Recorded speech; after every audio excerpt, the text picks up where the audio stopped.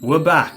I entered real life for a little while, did some gardening, enjoyed time with the boy and my wife, and wow, things have gone up a gear. I'm still running on the gaming showcase hype from the last video, but no clickbait, we're about to enter the next big VR hype cycle. VR is dead! Long live VR! First, some brain teasers. If you haven't seen yet, Meta have been dropping some gaming showcase hints in the form of emojis, but also they showed some super pixelated stills. Let's check some Twitter and see what the consensus is. Right, hazmat suit, that would make me think Half-Life. Half-Life would make, that's hazmat suit for me, but the yellow palette doesn't really scream Half-Life. That looks like Control, the colour palette and the telekinesis, but I think he's most likely Stranger Things, right? Got a similar colour palette and also telekinesis with 11, probably. I mean, this is GTA for sure. You can see CJ here in his white vest and the yellow toned colour palette for the San Andreas beach and palms. Obviously, I'm massively speculating, but do we actually know if San Andreas for Quest will be first person? Do you think they'll make it third person? What do you think? Let me know below. Okay, so this is the first one that came out. Spider tree, factory, bike, and like a dilapidated house. What are people saying? Spider-Man game, Stranger Things, Spider-Man VR, and they're responding with, I mean that's a done deal pretty much, isn't it? Nathy, broken house can mean only one thing. Oh yeah, I saw Firewatch VR, that would be cool. For the tree, I don't know if that's gonna happen. And I've got Gamertag VR using some chat GPT. Emojis provided good. Spider-Man Miles Morales, oh get out. Get out. Okay, let's go on the other one.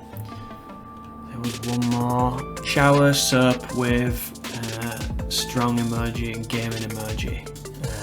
And Nathy comes in with his GTA image again.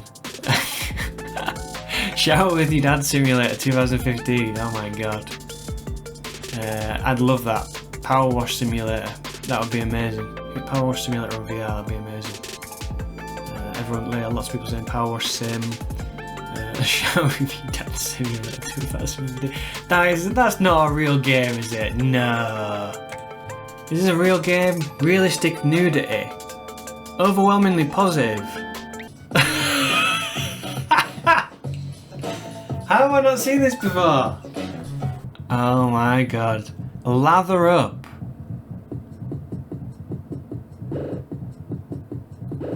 I see. Okay, that's the gameplay loop. Okay. Anyway, next up we got Apple's headset. It seems pretty much confirmed they'll announce or reveal this WWDC on June 5th. Tim Cook dropped a heavy hint here. So what do you think are the key factors for AR products such as AR headsets to succeeding in the consumer market? That's a great question. I am incredibly excited about AR, as you might know. But I think despite that, we're still in the very early innings of how this technology will evolve.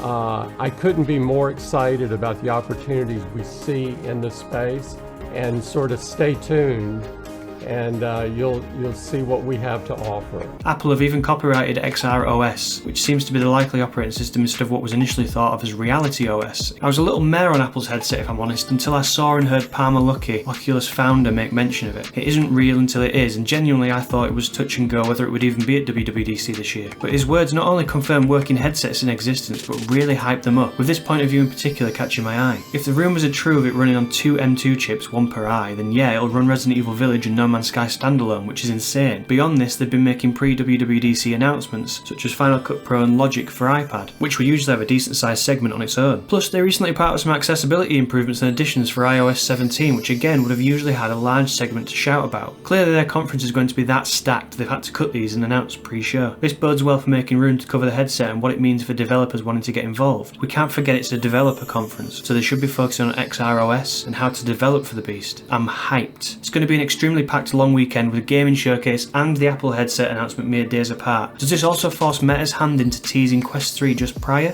Who knows?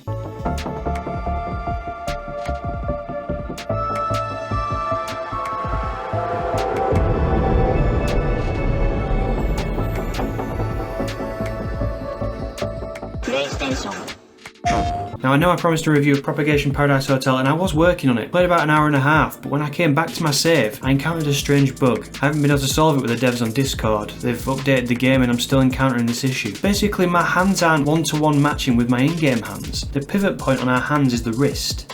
but in the game, the pivot point is on the tips of the fingers. I'm going to find it really difficult to visualize this. Anyway, I made some adjustments to lift the pointer up as it was pointed nearly at the ground from a standard position, which mitigated the issue somewhat, but when I hold my hands up in front of my face, the in-game hands are about 3 inches lower than my IRL hands or controls. This seems like a small problem, but it's really breaking immersion for me and spoiling the gameplay, which up until that point has been one of my favourite horror experiences of the Quest 2, and definitely the most scary. Their atmospheric immersion is unbelievable. It's graphically terrifying, top-tier animation and zombie design, AAA sound design really elevates it. So I've been dying to get back in and finish it, but I just can't with the problems with my hands. I struggle to aim naturally and grab things, and it destroys the experience. I also just feel like I'm the only person who's encountered this bug, which makes it all the more frustrating, hence the review delay. I feel bad that I can't help the devs encounter the bug themselves to understand. So let me know if you've come across something like this yourself, and that would be a huge help. Anyway, just a quick update from me. Make sure to like the video to help me out and subscribe for all the insane coverage over the next month. I'm also toying with showing off Nountown, that's had a recent update and the performance is buttery smooth. I think it's one of the best ways to learn a language. Plus there have been some other great releases like Another Fisherman's Tale, but I've been sidelined by Tears of the Kingdom. I hope you understand. Thanks for watching, I'll see you on the other side.